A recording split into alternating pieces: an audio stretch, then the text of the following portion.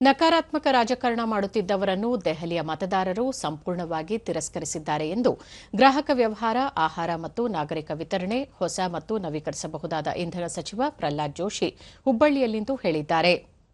ದೆಹಲಿ ವಿಧಾನಸಭಾ ಚುನಾವಣೆಯಲ್ಲಿ ಕಾಂಗ್ರೆಸ್ ಪಕ್ಷ ಒಂದೇ ಒಂದು ಸ್ಥಾನಗಳನ್ನು ಗೆಲ್ಲಲು ಸಾಧ್ಯವಾಗಿಲ್ಲ. ಈ ಬಗ್ಗೆ ಆತ್ಮಾವಲೋಕನ ಮಾಡಿಕೊಳ್ಳಲಿ ಎಂದು ತಿಳಿಸಿದ್ದಾರೆ.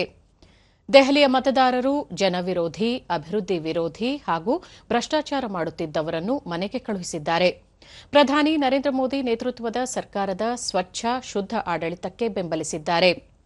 27 ವರ್ಷಗಳ ಬಳಿಕ ದೆಹಲಿಯಲ್ಲಿ ಬಿಜೆಪಿ ಐತಿಹಾಸಿಕ ಮತ್ತು ಅಭೂತಪೂರ್ವ ಗೆಲುವು ಸಾಧಿಸಿ ಅಧಿಕಾರಕ್ಕೆ ಬಂದಿದೆ ಎಂದು ಅವರು ಹೇಳಿದ್ದಾರೆ.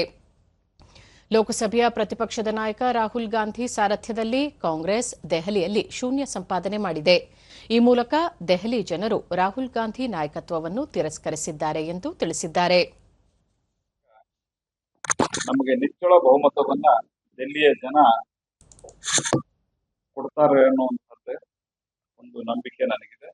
ಸನ್ಮಾನ್ಯ ಪ್ರಧಾನಮಂತ್ರಿ ನರೇಂದ್ರ ಮೋದಿ ಅವರಿಗೆ, ರಾಷ್ಟ್ರೀಯ ಅಧ್ಯಕ್ಷರಾದಂತಹ ಜೆ.ಪಿ. ನಡ್ಡಾ ಅವರಿಗೆ, ಸನ್ಮಾನ್ಯ ಅಮಿತ್ ಶಾ ಅವರಿಗೆ, ರಾಜನಾಥ್ ಸಿಂಗ್ ಅವರಿಗೆ, ಯಾರು ಈ ಚುನಾವಣೆಯನ್ನ ಮುಂಚೂಣಿಯಲ್ಲಿ ನಿಂತು